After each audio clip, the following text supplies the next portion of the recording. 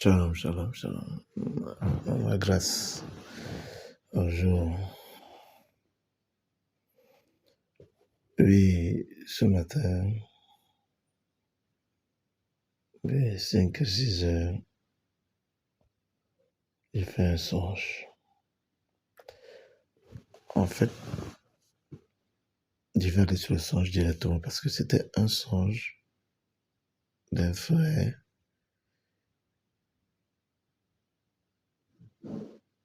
Et ce songe-ci, j'ai quitté ce songe assez directement. Et je me suis retrouvé au palais. Et quand je me suis retrouvé au palais, je vois comment le président est sorti comme un enfant. Divine comme un enfant. Il disait, laissez-moi tranquille. Et on le suivait derrière, que tu vas sauf que rester là-bas. Je ne comprenais pas, j'étais placé là. J'observais. Laissez-moi tranquille. Il part à gauche, on le suit. Il part à droite, on le suit. Très petit, comme il était. Il dit, mais ça c'est le président qui est petit comme ça, devenu petit comme ça. Il est comme bébé Jonathan, mais il parlait. C'est-à-dire, il avait la taille d'un enfant de presque 2 ans. La manière qu'il était, c'était bizarre, je ne comprends pas. Il va à gauche, on le suit. Il va à droite, on le suit. Je regarde. Il dit, laissez-moi tranquille. Je ne veux plus rien. Et là, je me suis souvenu. Je dis que je suis dans le songe. Et je me souviens de ce que un frère avait expliqué lorsqu'on était à Douala. Que le chef disait, le frère, je dis que laissez-moi tranquille. Il dit, ah, c'est peut-être que c'est ce que je suis en train de voir. Il dit, je ne veux plus rien. Mais il était petit. Ce qui est bizarre, c'était que ici, là, était petit. Il dit, laissez-moi tranquille. On le porte même, on veut le forcer. Il est fatigué. Il est fatigué. Il dit que laissez-moi tranquille. Il fait les mains comme ça. Quand quelqu'un dit, laissez-moi tranquille. Il ne fait que partir. Les gens le suivent.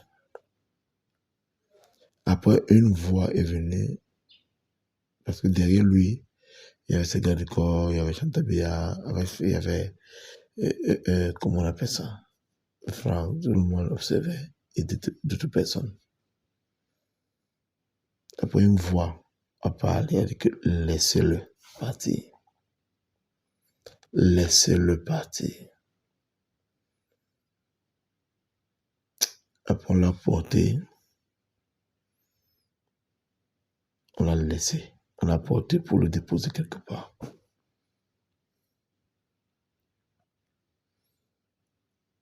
Maintenant, je vois, on était au palais, toujours.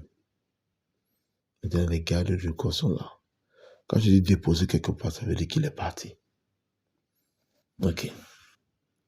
Je vois comment, à distance, je vois le trône.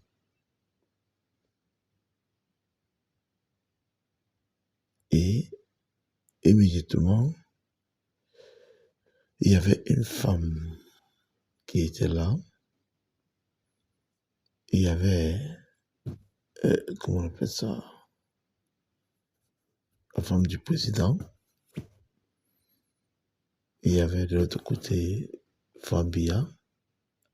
Et cette femme-ci, qui était de ce côté, était comme une sorcière. Mais bien habillée, tu ne peux pas savoir. En tout cas, dans son cœur, je ne sais pas, on dit, j'ai entendu voir quelqu'un tourne-toi, regarde. Je me suis tourné, j'ai regardé le tourne. Je me tourne à distance. Et j'ai vu Fambia, puisque le père l'avait mis de côté pour dire qu'il est parti. J'ai vu comment cette dame-ci ne voulait pas que, Fambia se soit là-bas, se tourne, à lancer, à empoisonner, je ne sais pas quoi, la chaise, le trône. À lancer un sort, j'ai vu. Et elle était, Fambia était debout là, comme s'il était en train de causer. Après, il dit que lui va s'asseoir sur le trône. Et quelqu'un lui disait, non, patiente un peu. Et moi, je sentais de venir.